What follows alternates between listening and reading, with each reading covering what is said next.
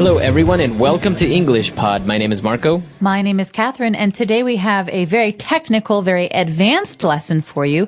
This is all about one of my favorite subjects. That's right. We're going to talk about music, but specifically, we're going to talk about the piano and learning how to play the piano. So we're going to talk about very specific vocab related to this instrument. Right. So piano and playing music, not listening to music. Right. So we're going to hear a lot of interesting words and phrases here. Some of them actually come from foreign languages like Italian. So listen up. We'll be back in a moment. And when we come back, we'll be talking about what these words and phrases mean.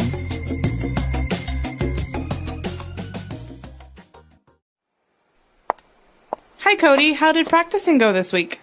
Well, I had several tests and an oral presentation this week, so I didn't get a chance to memorize the second page, but I think I mastered the tricky section. Great.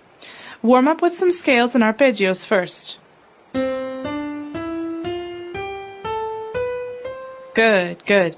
This week, work on keeping the rhythm steady when you play the last part with the 16th notes. Now, let's take a look at this tricky section. Charlene, before I start, I was wondering if it was okay if I put a small crescendo in here and then a decrescendo back to pianissimo again over here. It might work. I'll have to hear it. Show me what you've done.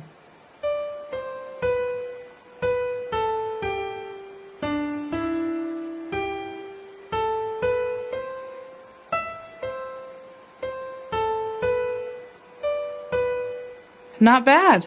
It was horrible. I played it much better at home. Oh, it's just nerves. Just play the right hand for now. 1, 2, 3, 4, 5, 6, ta, ti, triple E, T. Good. Don't forget the accidentals. The key signature says that note should be a G sharp, but now it's a G natural. Now add the bass clef. Oh, you're going too fast. Remember the tempo for this piece is andante. Is that better? Yes, much better. Watch where you lift your foot off the pedal. What was that? Sorry, the stretch for that octave is always hard to make. That's okay. Keep going. You're moving ahead by leaps and bounds. Watch your dynamics. Keep your elbows lifted. Remember to stroke the keys. Don't pound. That's better. Remember that as a pianist or any other musician, your technique will be what separates you from the pack just as much or as more so as your musicianship.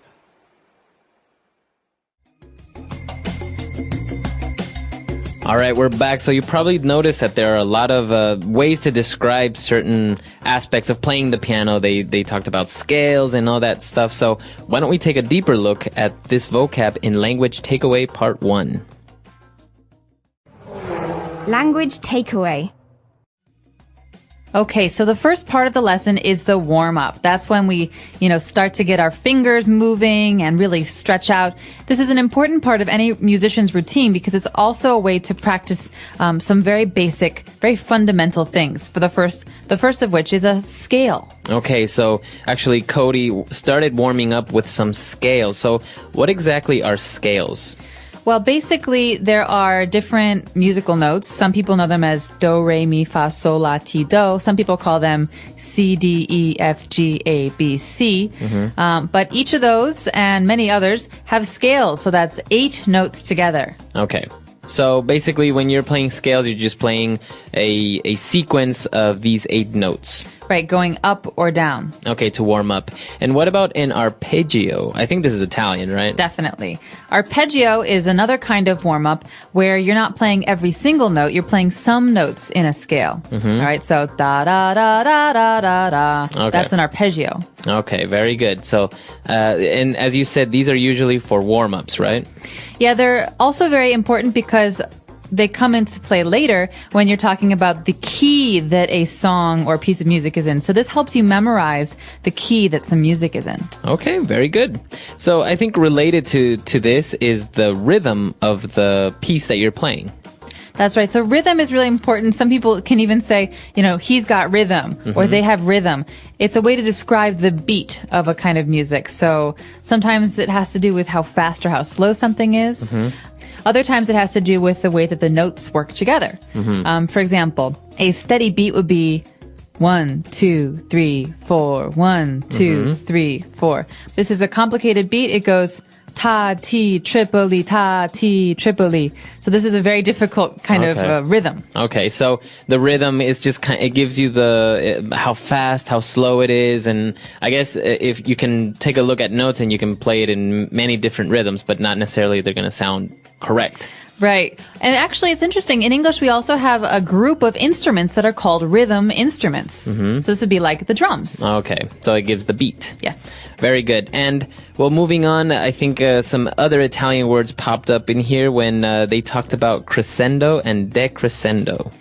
Right. So crescendo is when something becomes louder. So I can make a crescendo, right? But a decrescendo, de in Italian, just like in English, means it's the opposite. So it means it's getting really softer. Okay. And what about pianissimo? Pianissimo is basically an indication. It also comes from Italian. It's an indication that a player, a musician, should play something very, very, very quietly. Okay. It's almost like a whisper. Okay, so all these three words have to do with the volume of, or how loud or not so loud you play the instrument. That's right. Okay, very good. And well, moving on now, we talk about accidentals. Okay, this is important. Remember earlier we were talking about scales. Well, for example, the G scale has one sharp. So that's an F sharp. So if I'm playing it on the piano, there are 7 white keys and 1 black key. Okay, so actually here they mention G sharp and then something like G natural. All this, just like for everyone that's out there, is complete Chinese to me. I have no idea what this is all about. So you have the accidentals and G sharp, and you're describing something about sharpness with accidentals. That's right. So basically, if you look at a piano, you have white keys. Right. Those are naturals. They don't have a sharp or a flat. Okay. The sharps and flats are actually played on the black keys. Usually, it's a half step from a normal note. So G, it's a half step. Okay. We're talking about different keys. So if something is in the key of G, and all of you music people know what this is, key of G, there's one accidental. What's the accidental? It's always F sharp. And so an accidental means a sharp or a flat in that key. Okay, and when we talk about sharps on the piano, they're basically the black keys. Yes, well, sharps and flats can both be black keys. Okay, very good. And, well, apart from accidentals and G sharp, G natural, the teacher also talked about a bass clef. Okay, this is important for people who play lower instruments like the bass, the upright bass, dum, dum, dum, dum, that big one, or people who play the piano, obviously. This represents a way of writing the lower notes. Okay. Okay, so you see the lines, those 5 lines on paper, and people write the notes. Well, sometimes they're for higher instruments, the flute or the trumpet, but sometimes when they're for lower instruments, like the left hand of a piano or for the upright bass, you have to write it in a special register, a special part of the sound kind of continuum, and that's the treble. That's the bass clef. Okay. So basically, if anyone has ever seen piano notes, it tells you what to play with your left hand and your right hand. So I imagine the bass clef will be everything that's on your left hand, because that sounds like deeper, graver, right? Yeah, it's lower. So it's lower on the scale instead of like up high, up here, where it's on the treble clef. All right. So the opposite would be the treble clef. That's right. The treble clef is up higher. It's most other instruments like the trumpet. The bass clef is for lower instruments, and it just means that the way that you read the music on the page is a little bit different. Okay, very good. And, well, we also got into things like tempo, and the piece, it was described as andante. Andante. This is a very Italian word. Okay, so andante means that something is played slowly. Okay. So apart from andante, so it's a style or a tempo. I guess tempo is the speed of which is played, right? That's right. But you're right to say that it's also a style, because in many symphonies, for example, there's a movement, a part of the symphony that's called the andante. And that's when everything starts to get slow and serious or pretty. And I've heard, I don't know, in piano I've heard of something called staccato. And I think this is also related to tempo, right? Staccato is the way that you play something. So instead of having these long, pretty notes, you're playing them like this. Oh, they're very, very sharp. Right, like a machine gun. Okay, so, but it's not related to the tempo. It's No. kind of more just like the way that you press the keys. Exactly. It's a style for playing. Okay. All right, well, the teacher also told the student to be careful where they lift the foot off the pedal. And the student said, I'm just so sorry. The stretch for that octave is always hard to make. Okay, so an octave is really, really important in music. Like we were talking about earlier with a scale is 8 notes. Well, the root, the place the word octave comes from is the number 8, like an octagon. Right.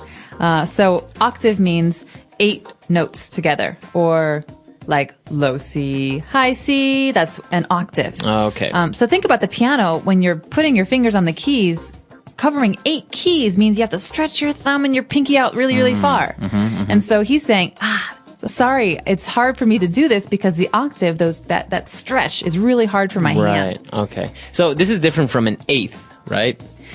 Well, it depends. Are you talking about eighth note? I don't know, because it just came into mind. Because an octave is 8 and an eighth note, is it different, I imagine? Yeah, well, you heard in the dialogue 16th note, 8th note. That's actually talking about the length of a note, how long you hold it. Ah, okay. So basically you're saying it's the way you measure the music. It can have 4 count or 3 count, but you divide that into pieces. It's like a pie in math where you divide it into pieces. So if it's a 16th note or an 8th note, that's the length based on the kind of music you're playing. So I imagine 16th note is shorter than 8th. Yes. Okay. At least I got that one right. And 32nd note is shorter than a 16th note. Wow, you have all the way up to 32nd. 64th note is Oh, wow. shorter than Okay. It gets very complicated, very mathy. All right. And towards the end, the teacher recommended for Cody to watch his dynamics. What does she mean with watch your dynamics? I used to get this all the time in music. So you're concentrating on your music, you're playing, you're getting the notes, and Cody is stretching his hands. The octaves are so far away, and he forgets to play it loud or soft. Oh, okay. Because on the page it says, like we heard earlier, decrescendo. So get much, much softer. So Cody completely forgot. He's not listening. He's not reading the page and seeing what it says about the volume of the music. So basically, the dynamics are like the instructions of how loud to play it or not so loud. Exactly. So does it say pianissimo or the opposite?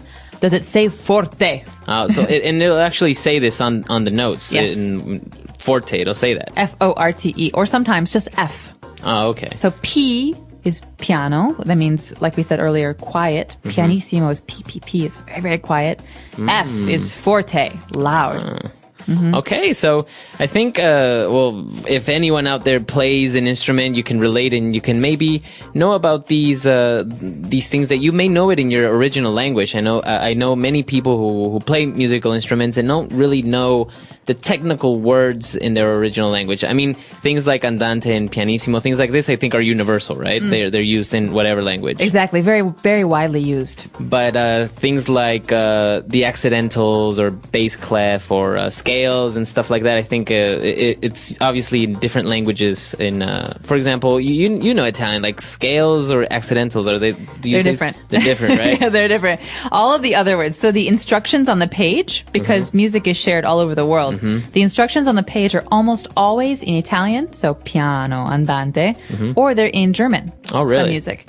But everything else, scales, octaves, these are all in your native language. And so they're very, very important to study if you want to play, and I think very, very useful if you want to study an instrument. Yeah, of course. I think it's also very a good idea to just have a general knowledge about these things because, sometimes it's nice to know a little bit about it, and maybe if a friend is talking about music, you can maybe understand a little bit more about what it's like, or if you see music, a sheet of music, you can now more or less know what's going on with all those drawings and little scribbles there. Absolutely. And if you have any questions, of course, you're welcome to come to our website and ask or share your experiences, as Marco has just said. So please come to EnglishPod.com. We hope to see you there. All right. We'll see you guys next time. Bye. Bye.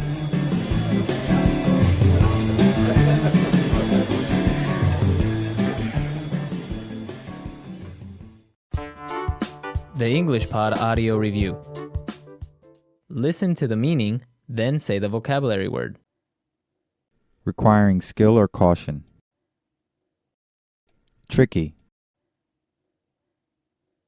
A series of musical notes. Scale. The speed at which a musical piece is played. Tempo.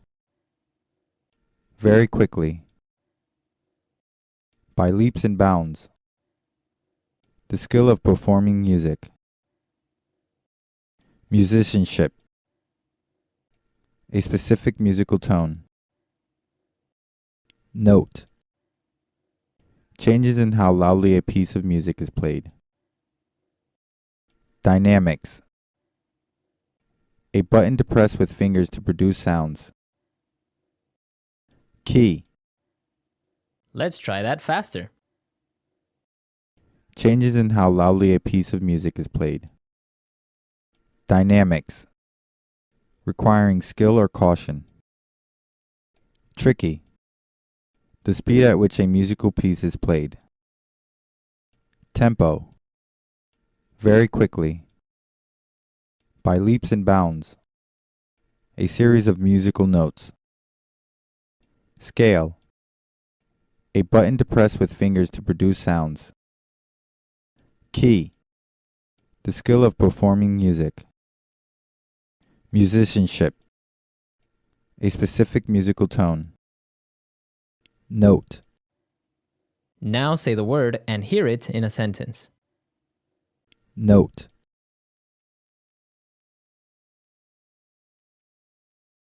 The crowd cheered wildly when she hit the high note at the end of the song. Note.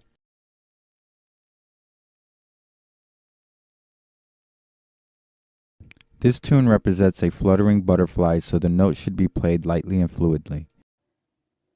Note.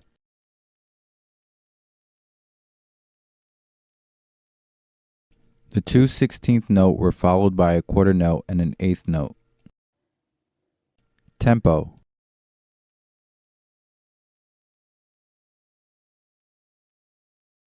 As soon as the band picked up the tempo, several groups of people began dancing on the dance floor. Tempo.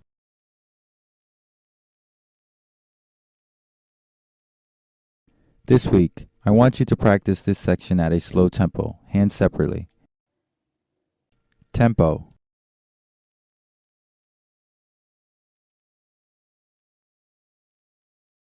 There are no markings indicating the tempo in this piece, but I think it sounds best when played andante. By leaps and bounds.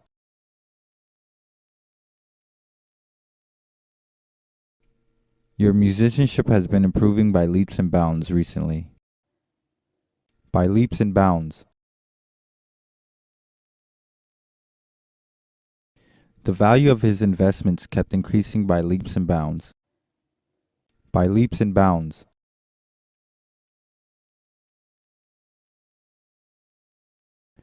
The construction work on the new apartment complex was advancing by leaps and bounds.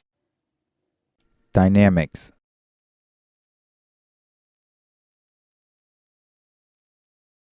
The dynamics in this piece are few, but there are many changes in time signature. Dynamics.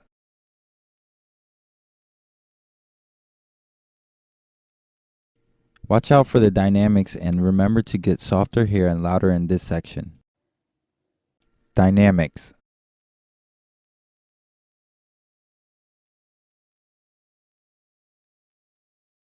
Sometimes when I play a piece of music, I ignore the marked dynamics and play it the way I feel it should be played instead. Key. The piano has black keys and white keys. Key. He stroked the keys beautifully as he played. Key.